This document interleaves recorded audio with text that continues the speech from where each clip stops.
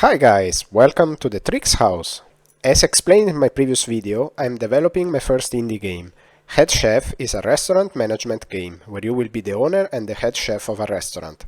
You will need to supply the kitchen, select your stuff, create delicious menu, and of course, cook. My plan is to create a nice balance between an arcade, where you need to act fast and beat the clock, and a management game, where you will have to lay the foundations of a successful and stable business. While the final goal is to earn 3 stars, as any chef dreams of.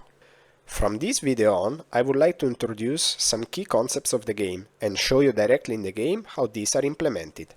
Like this, I will try to make you experience what playing head chef means. I hope to receive comments on how to further improve my game. That is why the whole video shows only real gameplay. I want to share the current game prototype as much as possible, to give you the right feeling about the game. In this video, I would like to show you how to hire and fire members of your team, and how the HR manager could help you with that. We will hire one to see how the hiring process works, and then see what an HR manager can do for us. Okay, then let's start playing. We can load a scenario and then get into the main menu. We will navigate through it in another video, once I will have improved the UI. Here on the top left corner we have a letter-shaped icon, showing how many incoming messages we have. By clicking on it, we can check our mailbox. Staff members can send you messages to keep you informed about what is happening in your restaurant. We can see that there is one unread message. We are lucky, we have just received an application by Cory as an HR manager. If we click on the view icon, we can move into the staff menu and see Cory's main stats.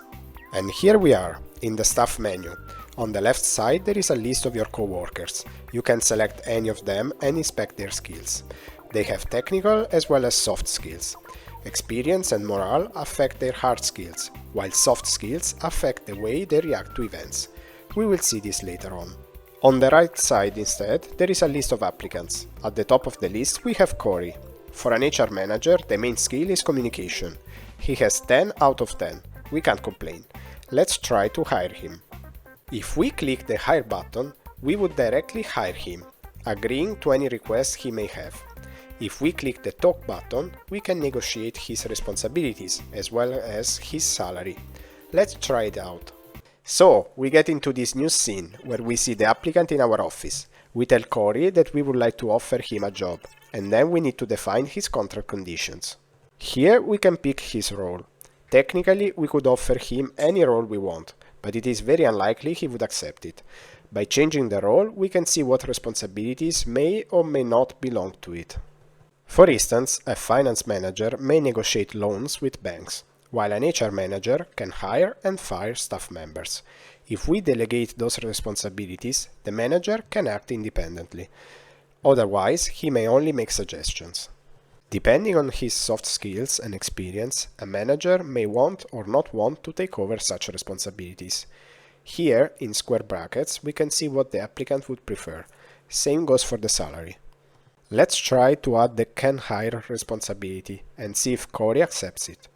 Unfortunately, he does not go for it. We can try one more time to reach an agreement. If we fail, then the negotiation will stop here.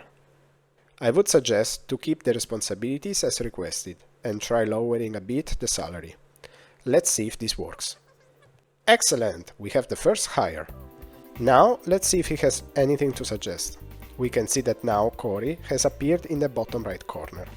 If we click on this icon instead, we can see what responsibilities he has. They can be renegotiated later on. If we click on his image, we can check out his tips. By clicking on the next text box, we can move to the next one. So, after thanking us for hiring him, he noticed that there is an applicant waiter who has lower salary and better primary skill, in this case serving, than our Andres. We could fire him and hire Max. Let's select Andres and click the button Fire. Like this, we get back to our office and we inform him that we want to let him go. We have now to pick the reason for that. Several reasons may be available, as attendance, if he has been skipping some days of work, poor performance, if he recently has made too many mistakes, poor finances, if we are tight on liquidity, and none, something we can always work with.